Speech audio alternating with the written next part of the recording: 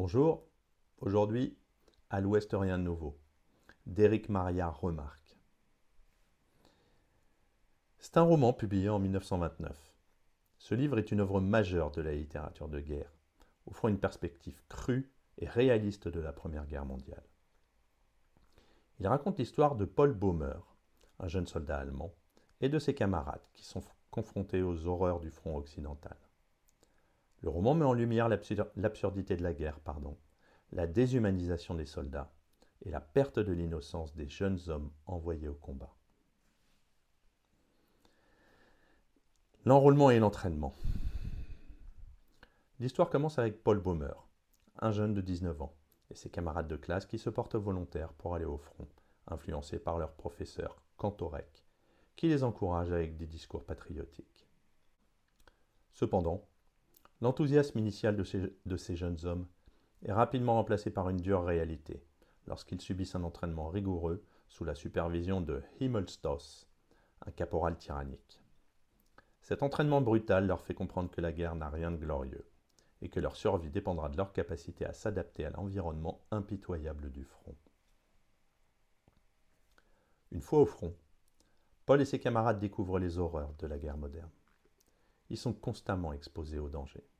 Bombardements incessants, attaques au gaz, conditions de vie déplorables, et la mort, évidemment, qui est omniprésente. Le récit de Paul offre une description vivante des tranchées, où les soldats doivent faire face non seulement aux forces ennemies, mais aussi à la faim, à la fatigue et aux maladies. Malgré cette situation désespérée, un fort sentiment de camaraderie se développe parmi les soldats. Cette fraternité est l'une des seules choses qui leur permet de tenir. Les soldats partagent tout, des maigres rations de nourriture au moment de répit. Paul forme des liens profonds avec ses camarades, notamment avec Kat, un homme plus âgé et expérimenté, qui devient une sorte de mentor pour Paul. Il est ingénieux, parvient toujours à trouver de la nourriture et d'autres fournitures pour améliorer un peu leur quotidien. Au fur et à mesure que le conflit se prolonge, Paul et ses camarades deviennent de plus en plus désillusionnés par la guerre.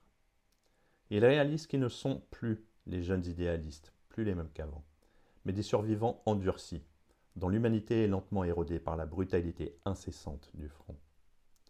La mort de leurs camarades devient une routine macabre, et la peur constante les pousse à adopter un comportement parfois instinctif, presque animal.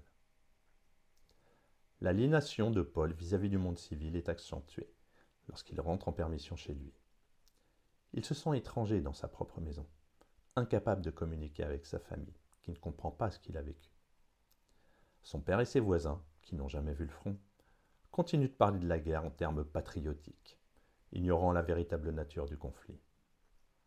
Paul se rend compte qu'il est devenu une autre personne, incapable de retrouver la vie normale qu'il avait avant la guerre. Au fil du temps, les pertes parmi les camarades de Paul deviennent de plus en plus lourdes.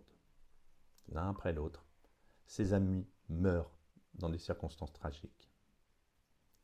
Le roman décrit de manière poignante ces pertes, soulignant l'aspect impitoyable et arbitraire de la guerre.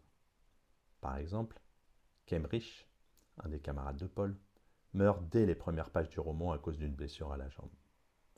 Sa mort est décrite de manière déchirante, avec Paul assistant à son agonie dans un hôpital de campagne. Cette scène met en lumière l'horreur des blessures de guerre et le désespoir des jeunes soldats face à leur impuissance. Le point culminant de cette série de tragédies est la mort de Kat, le plus proche ami de Paul. Kat est blessé par un éclat d'obus, et alors que Paul le transporte pour le mettre en sécurité, Kat reçoit un autre éclat à la tête qui lui est fatal. La mort de Kat est un coup dévastateur pour Paul, qui se retrouve désormais complètement seul, avec tous ses amis d'origine morts ou gravement blessés.